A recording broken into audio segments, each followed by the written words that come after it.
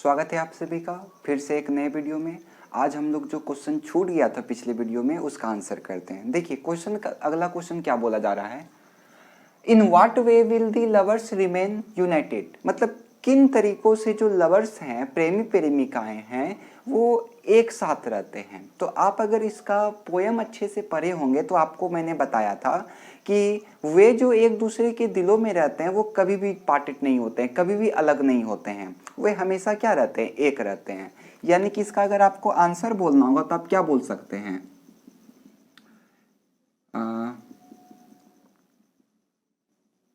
ये हार्ट है आपका, can never be parted.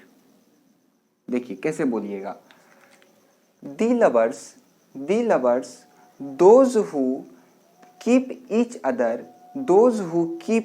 Other in their heart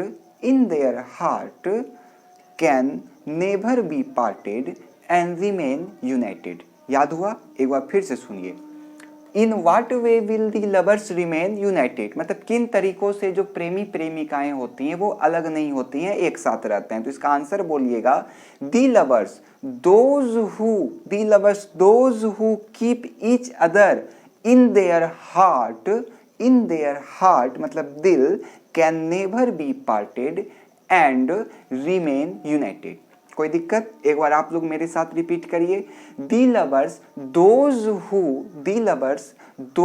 who keep each other in their heart can never be parted and remain united. ठीक है यहां तक में? चलिए आप लोग इसका आंसर लिखिए, मेरे साथ आप लोग भी लिखिए, the lover those who keep each other in their heart can never be parted and remain united। मतलब दी लवर्स मतलब वे प्रेमी प्रेमिकाएं, दोज हु जो, कीप ईच अदर एक दूसरे को अपने दिलों में रखते हैं, वो कभी भी अलग नहीं होते, can never be parted and remain United, और सदा साथ रहते हैं। ठीक है, एक बार फिर से समझिए, the lovers those who keep each other in their heart can never be parted and remain united. ठीक है, अब देखिए अगला क्वेश्चन क्या बोला जा रहा है, how does the beloved waste the speaker's wife, मतलब बिलव्ड जो है वो स्पीकर्स के लाइफ को किस प्रकार से बर्बाद कर रही है। क्वेश्चन आपका बोला जा रहा है, जो प्रेमिका है यानी कि बिलव्ड, वो स्पीकर के लाइफ को किस प्रकार से बर्बाद कर रही है। तो इसमें आंसर बोलिएगा, जो प्रेमिका है, बिलव्ड है, वो क्या स्पीकर को बोलती है, आग्रह करती है, इंसिटेट करती है कि आप जो है जर्नी पे नहीं जाइए, do not go on journey. ठीक है यहां तक में? तो कैसे बोलिएगा, स्पीकर्स वाइफ इंसिटेड हिम, या फिर speaker wife incited the poet not to go on journey.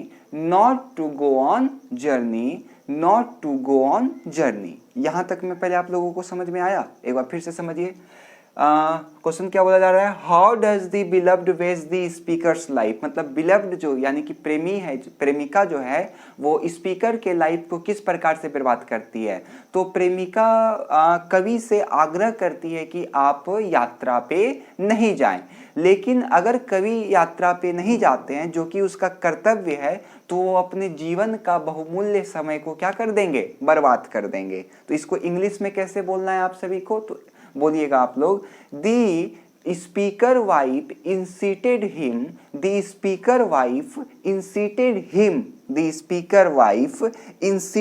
Him not to go on journey, यानी कि यात्रा पे नहीं जाइए ऐसा आग्रह करती है, not to go on journey, but if the poet does not go on journey which is his duty, जो कि उसका कर्तव्य है, then he waste his precious movement of life. कोई दिक्कत है यहां तक में? एक बार फिर से समझिए, the speaker wife incited him not to go on journey, but if the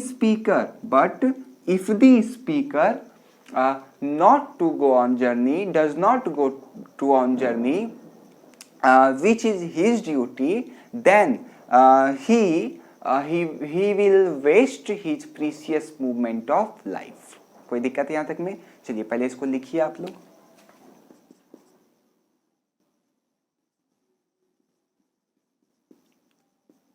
The speaker wife incited him not to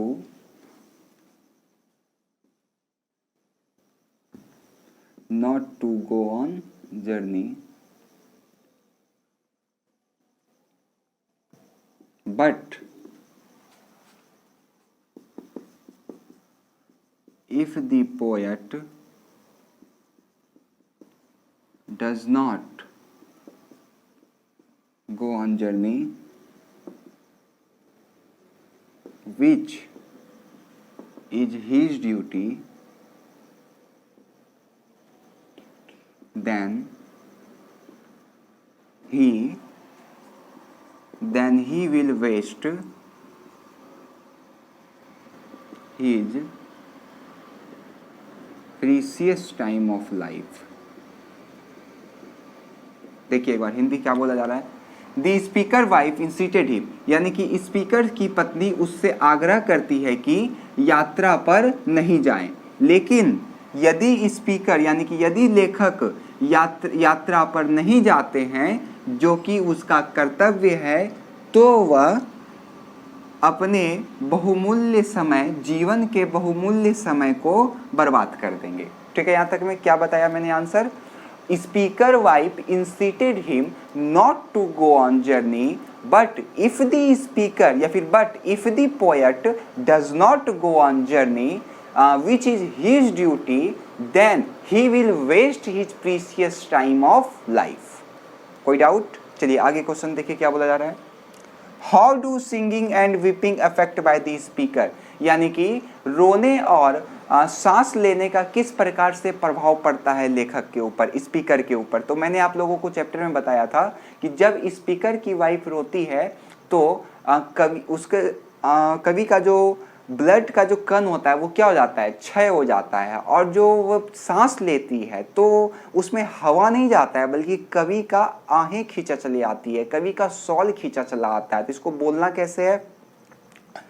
When the speaker's wife singing and weeping, when the speaker wife singing and weeping to take, ठीक है, take his soul away from his body, take his soul away from his body and blood dot get decay, and blood dot get decay. एक बार फिर से सुनिए। When the speaker wife singing and weeping, या फिर सीधा आप लोग ऐसे ही बोल सकते हैं, the singing and weeping effect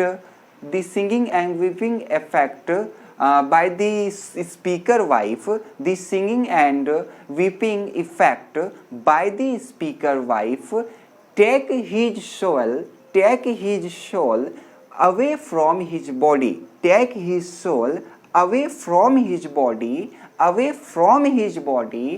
and blood dot get decay. इसको आप चित्र के द्वारा समझने का कोशिश करिए।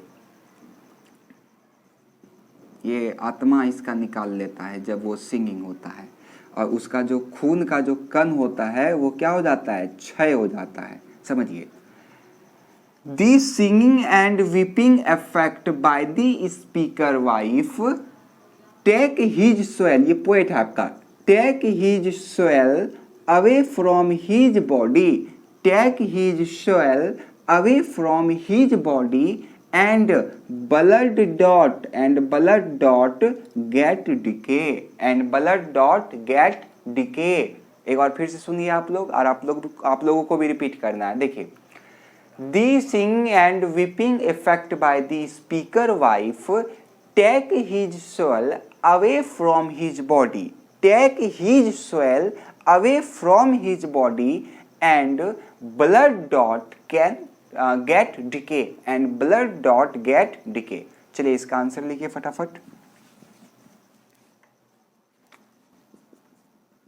The singing and weeping effect by the speaker wife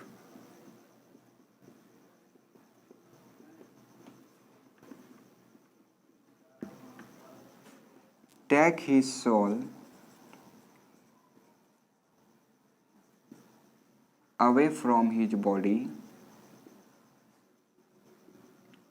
and blood dot get decay।